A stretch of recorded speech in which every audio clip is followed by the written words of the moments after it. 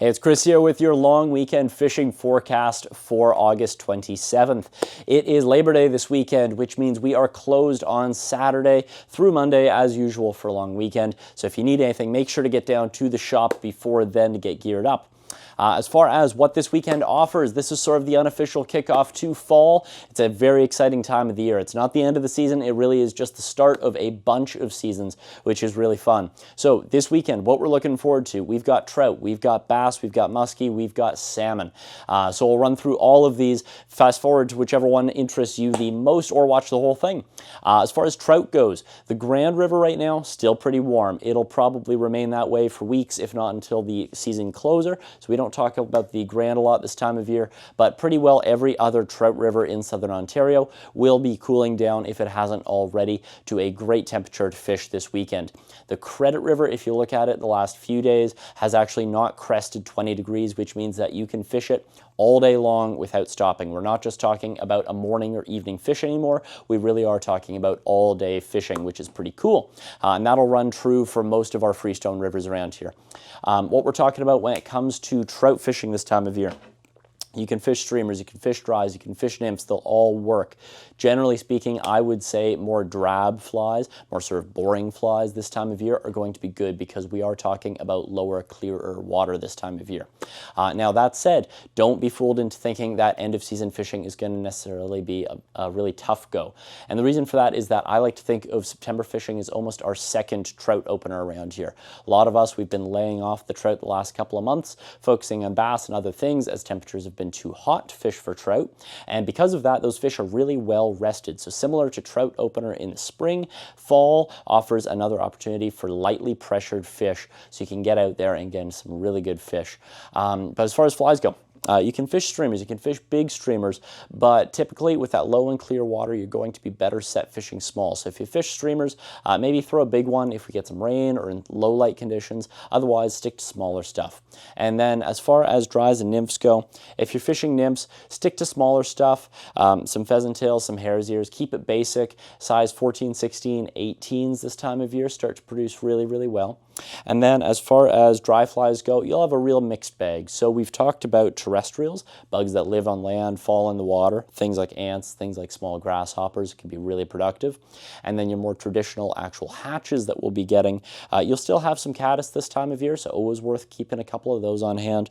We're going to have some blue-winged olives. We get a pretty notable hatch of them through September. So olives, they tend to be small in September. I'd say size 18s, 20s, that's where you're going to want to stick. And then Isonychias, we do get a little fall hatch of Isonychias, which are a bigger mayfly. They'll be about a size 14 or so, and an Adams does a really great job imitating them. It's definitely worth having on your person as well. These will all do really well for you.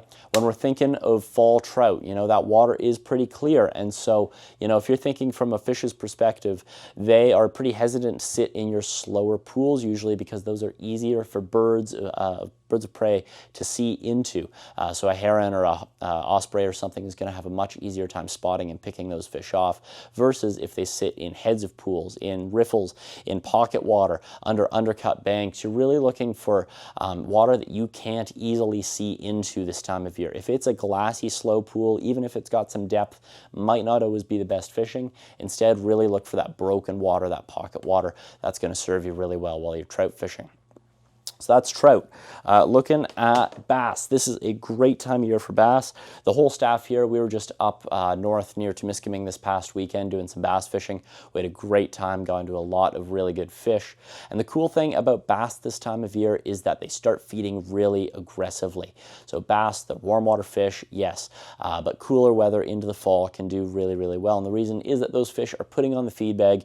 They're trying to eat as much as they can before winter sets in. And so these days where you start getting shorter daylight hours and cooler weather, they can really turn those bass on, especially your smallmouth. You can fish streamers, you can fish topwater. Sometimes we think less about crayfish into the fall. They become a little less key to the forage, but definitely bait fish. So things like these little synthetic bait fish, a good old clouser minnow, or something like these Brammer finger mullets, all great options. The great thing about bait fish pattern is that you can fish fast with them. And so on those days that those bass are being aggressive, you aren't sitting there just, twiddling a little crayfish, fishing it slow near bottom. These flies you can rip fast, you can cover a lot of ground and search for those fish, which is really great. These have the added benefit of pulling up some bigger fish. Those big fish, they're going to be called in by those big streamers. So great time of year to bust out the bigger streamers, have some fun with them. As far as colors go, really just match the forage in your lake. So if you're talking the Kawarthas, I'd definitely be thinking about more perch patterns, bluegill kind of patterns, those kinds of colors, versus maybe the Muskokas, where I might fish some more smelt kind of colors, or if you're on Georgian Bay, it could really be any of the above. But match the colors to your fishery and have some fun with that. It's a great time of year as well to fish topwaters. So something like this MFC bombshell popper, this was one of our top flies this past weekend. Took a bunch of really nice fish. Poppers are a great way to cover ground, especially now that we have cloudier days out there. When you get into fall and you get a little light rain, you get some clouds, that is a great time to bust out the topwaters. Reason being, fish don't have eyelids. They don't like staring into really bright sun sometimes and being near the surface. But those cloudy, kind of dingy days, they are a great time for fish to get up near the surface and really hunt. And again, a great way to cover water. You're going to call fish in from a long ways away. One of the best topwater bites of the season typically is your sort of early fall periods here. It's a great time of year to have some poppers. And then muskie, similar to the bass, pike as well, you could throw them into the mix. They start, again, trying to put on that feed bag before winter sets in. And so great time of year to bust out some of your bigger flies for these fish. Flies like these MFC yard sails, really solid option for you. Muskie, a lot of the time you can find them in shallower water this time of year. If you can find some green weeds, that's a great bet. I often find fish shallower than 4 feet of water this sort of early September period. And so, don't be afraid to go into the weeds, fish some shallower water, find those weed edges, inside edges too near the shore, can definitely produce fish for you. Great time of year to get into those pike and muskie. And like the bass, because they've been feeding so much, they will start to get shoulders on them. That fish that weighed 2 pounds, if we're talking about bass, last month might start to weigh closer to 3 pounds this coming month because they're eating that much more. So you get some really quality fish this time of year. It's a great time to be out there. And then salmon. Salmon are definitely starting to show up. We've got the cold weather. As we get more rain like we had today, you're going to start to see those fish move more and more. We've had a few reports. We've seen some fish in the rivers ourselves, and those are going to increase as we get into the next week or two here.